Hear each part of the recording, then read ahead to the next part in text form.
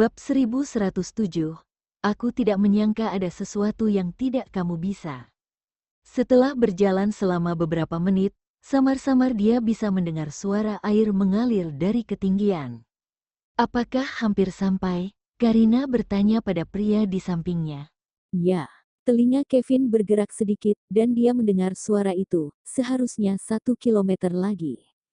Dia telah mengalami pelatihan mengerikan yang tak terlupakan sebelumnya, dan kemudian juga tinggal di alam dan memiliki pemahaman yang baik tentang alam. Keduanya berjalan selama hampir 10 menit dan setelah melewati hutan, pandangan mereka tiba-tiba menjadi jelas. Di depan mereka ada danau setengah ukuran lapangan sepak bola. Kerikil di pantai besar dan kecil. Ada danau bundar yang jernih di depan pantai. Di sumber danau adalah air terjun dengan lebar sekitar 1 meter. Ada pohon yang tumbuh di kedua sisi, tinggi-tinggi, dan matahari bersinar. Cahaya berkedip-kedip, membuat orang tidak dapat melihat sumber air terjun, membuat mereka sangat senang. Alam ini sangat indah. Kevin, bisakah kamu memberitahu seberapa tinggi air terjun ini? Karina bertanya. Kevin sedikit menyipitkan matanya dan memeriksa, sekitar 105 meter hingga 107 meter. Karina kagum, mengambil kamera SLR, menemukan sudut pemotretan yang sempurna, dan mengambil hampir 10 gambar air terjun berturut-turut. Dia memeriksa foto-foto itu dan berkata pada dirinya sendiri, tempat yang begitu indah belum menjadi daya tarik wisata. Tetapi jika itu menjadi daya tarik wisata, diperkirakan pemandangan indah seperti itu tidak akan ada lagi. Menjadi objek wisata berarti banyak orang yang akan menginjakkan kaki di tempat ini, tidak semua wisatawan berkualitas, dan tempat yang begitu indah pasti akan hancur. Kevin berkata, tempat ini hanya memiliki pemandangan indah ini, tidak ada pemandangan khusus atau bangunan lainnya, dan lokasinya terpencil, sehingga tempat ini gak bisa berkembang jadi tempat wisata. Oh, Karina mengangguk dan menyeretnya ke pantai. Ketika dia mendekat, dia bisa melihat betapa jernihnya danau itu. Danau itu dalam, tetapi jarak pandangnya jernih. Dia bisa dengan jelas melihat udang-udang kecil di danau, serta ikan-ikan yang berenang santai di air, dan permukaan air terkena sinar matahari keemasan dibiaskan ke dasar danau, sangat indah. Karina terus menggunakan DSLR-nya untuk mengambil beberapa gambar cahaya keemasan danau yang berkilauan, serta air terjun. Karina, minum air. Kevin mengeluarkan sebotol air mineral dari ranselnya, membuka tutupnya, dan menyerahkannya padanya. Karina meminum setengah botol air dalam satu teguk, lalu mengembalikan air mineral itu kepadanya. Kevin meminum air di dalam botol dan mengikuti Wen di belakangnya. Kevin, bantu fotoin. Karina melepas SLR yang tergantung di lehernya, meletakkannya di tangannya, dan menjauhkan diri darinya. Dia berpose dan meminta bantuan Kevin. Setelah foto itu diambil, dia berlari kembali ke Kevin, tunjukkan fotonya padaku. Dengan mengatakan itu, dia mengambil kembali kamera SLR dari tangannya. Karina mencari foto itu sebentar sebelum dia menemukan dirinya di foto itu, dan dia bertanya dengan marah, "Aku memintamu untuk memotretku, terus mana aku?" Ini, Kevin dengan mudah menunjukkan posisinya di foto. Ekspresimu tidak terlalu bagus. Pergi, Karina memarahinya sambil tersenyum, matamu buruk. Kamu asal foto aku, kan? Aku berdiri di sana sendirian, dan aku gak terlihat jelas. Syukurlah dia menempatkan begitu banyak pose di sana. Dia berkata, kamu mengajariku. Oh, ada sesuatu yang tidak bisa kamu lakukan. Karina mengangkat alisnya karena terkejut. Dia pikir dia adalah pria yang bisa memotret, tapi dia tidak menyangka bahkan Kevin tidak bisa memakai kamera. Setelah menggodanya, Karina mulai mengajarinya cara menggunakan kamera SLR dan cara mengambil gambar agar terlihat lebih baik. Setelah belajar sebentar, Kevin berkata bahwa dia telah mempelajarinya dan ingin merekam ulang untuknya. Karina menjauhkan diri dengan curiga dan berpose sesuka hati, melihat pose fotografi Kevin, dan dia masih terlihat seperti itu. Setelah mengambil beberapa foto, Dia berjalan kembali kepadanya dan membiarkan dia melihat bagaimana hasilnya. Setelah melihat foto-foto itu, Karina bertanya kepadanya dengan tidak percaya, "Kamu hanya pura-pura tidak tahu cara memotret, kan?" Jika dikatakan bahwa apa yang dia lakukan adalah keterampilan fotografi tingkat taman kanak-kanak, maka apa yang dia potret sekarang seperti seorang fotografer ahli. "Kamu baru saja mengajariku," Kevin berkata dengan acuh tak acuh. Karina berpikir bahwa ketika dia sedang belajar, dia membayar untuk kelas fotografi, dan dia membutuhkan waktu 3 bulan untuk mempelajari teknik fotografi yang baik, dan kemudian melihat pria ini. Kenapa pria ini sangat jago dalam waktu sebentar? Karina meminta Kevin untuk berdiri di posisi yang ditentukan, mengatur hitungan mundur untuk pemotretan DSLR, lalu berlari ke sisi Kevin dan mengambil serangkaian foto. Setelah mengambil cukup banyak foto, dia membawa Kevin ke tempat lain untuk bermain. Karina merasa bahwa selama Kevin ada di sisinya, kemanapun dia pergi, dia tidak akan takut sama sekali. Ada beberapa buah-buahan liar yang tumbuh di hutan. Kevin berpengetahuan luas dan dapat dengan mudah membedakan mana yang dapat dimakan dan mana yang tidak. Setelah Karina mencicipi rasanya, dia memetik beberapa buah beri liar yang dia suka, manis dan asam, mengambilnya dan memasukkannya ke dalam tas.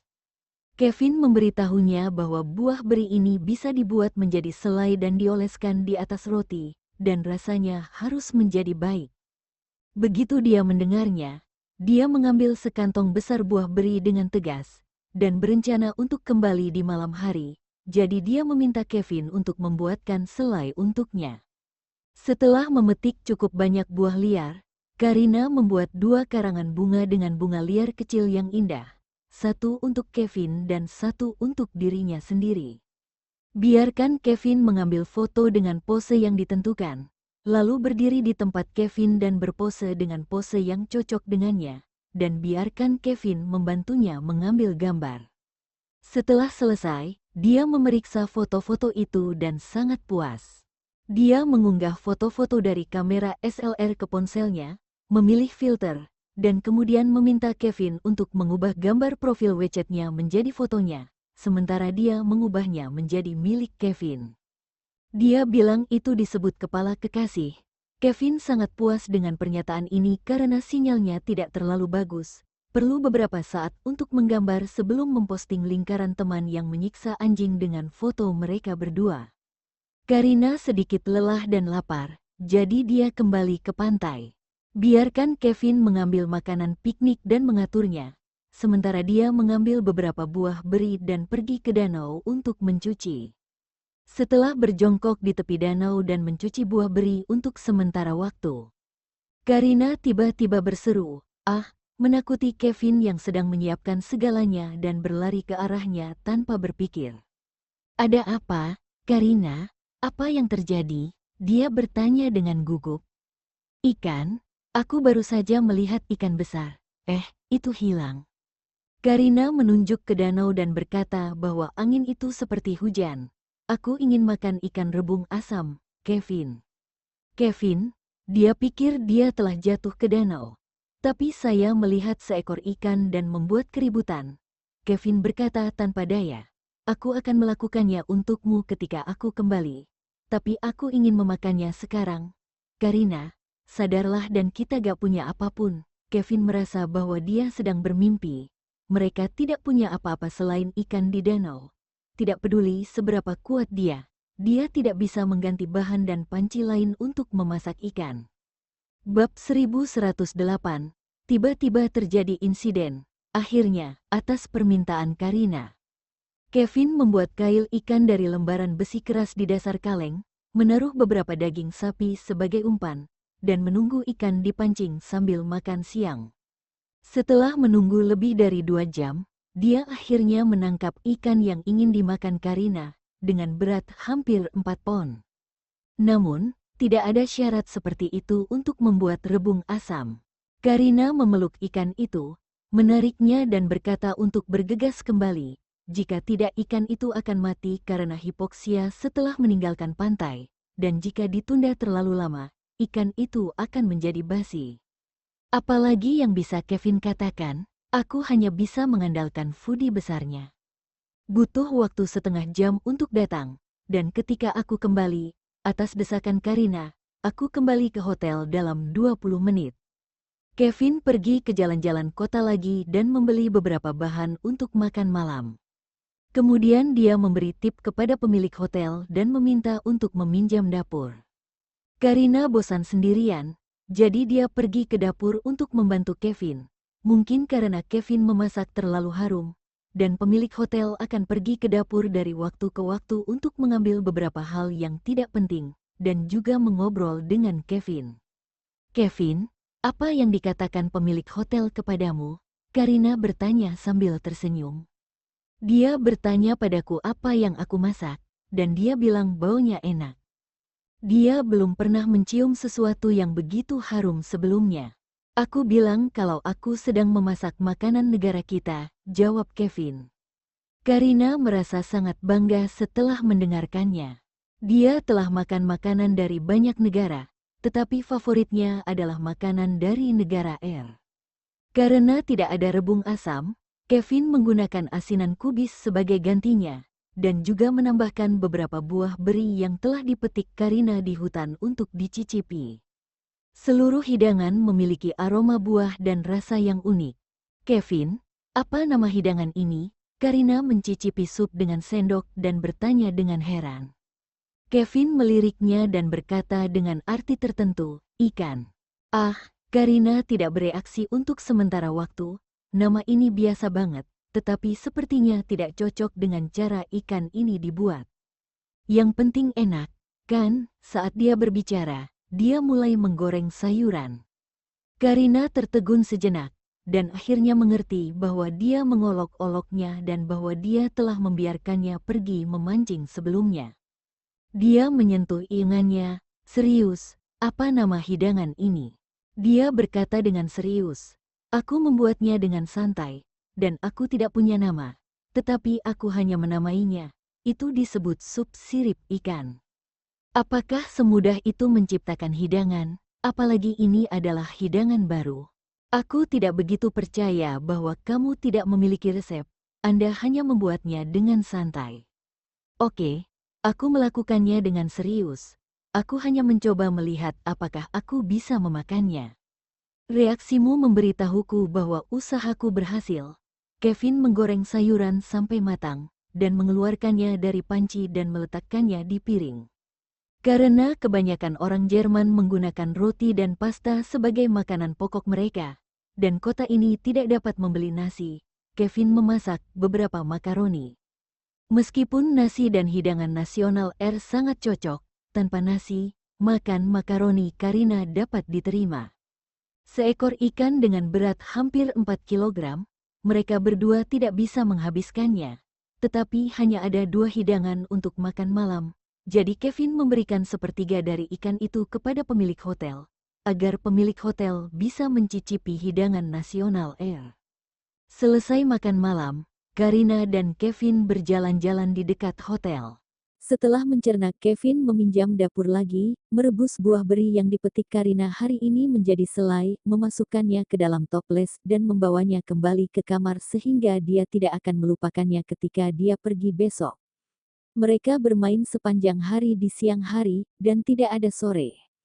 Tidak ada tidur siang juga, Karina sedikit mengantuk berbaring di tempat tidur setelah mandi. Namun, Kevin, yang telah merasakan nikmatnya melakukan itu, tidak bisa melepaskannya begitu saja.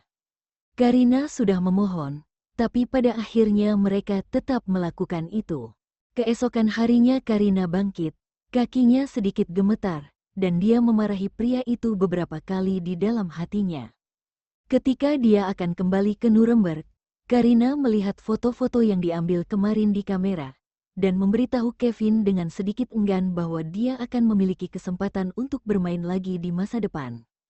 Dia tidak cukup bersenang-senang kemarin, karena setelah melihat ikan yang ditangkapnya, dia lupa segalanya. Kevin berkata bahwa dia telah bepergian ke banyak tempat yang indah, dan dia akan membawanya ke semua tempat itu jika dia memiliki kesempatan di masa depan. Kembali di Nuremberg, Kevin tidak membawanya ke restoran Bettina lagi, tetapi memilih restoran yang punya review baik untuk makan siang. Mereka sedang makan siang di restoran. Karina tidak bereaksi terhadap tembakan yang tiba-tiba. Dia telah terlempar ke tanah dan berguling-guling, dan kemudian beberapa tembakan terdengar berturut-turut. Restoran itu jatuh ke dalam kekacauan dan kepanikan dalam sekejap. Setelah Karina menyadari apa yang sedang terjadi, seluruh wajahnya sepucat kertas. Dia memandang Kevin yang dekat, dan melihatnya membuat gerakan diam ke arahnya. Karina hanya melihat penembakan teroris di negara asing di sebuah berita sebelumnya. Tetapi dia tidak berharap untuk bertemu dengannya ketika dia keluar untuk bermain kali ini. Insiden mengerikan itu terjadi tiba-tiba, dan pencipta kekacauan dievakuasi dengan sangat cepat. Seseorang di restoran menangis, dan beberapa staf memanggil polisi. Setelah memastikan bahwa tidak ada bahaya untuk saat ini, wanita yang melemparkan dirinya ke Karina berdiri tanpa ekspresi, dan kemudian menariknya dari tanah. Kevin menariknya ke dalam pelukannya dan mencium pipinya yang dingin dan pucat dengan menenangkan, "Karina. Tidak apa-apa, Karina," yang belum pernah mengalami hal yang menakutkan seperti itu, masih kedinginan, jantungnya berdetak kencang, dan dia memeluknya erat-erat, tidak dapat berbicara. Kevin ingin berterima kasih kepada orang yang baru saja menjatuhkan Karina. Adalah dia, wanita yang kulihat di restoran Bettina 2 hari yang lalu. Bettina bilang namanya Fanny. Wajah wanita itu dingin.